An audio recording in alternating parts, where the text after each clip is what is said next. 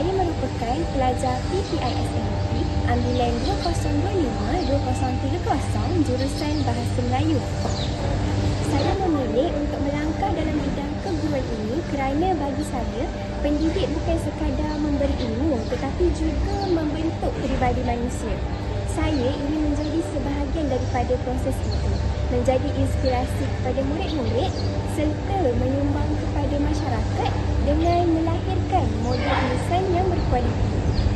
Apa yang ingin saya tahu tentang subjek literasi bahasa? Saya ingin tahu tentang strategi pengajaran literasi yang kreatif.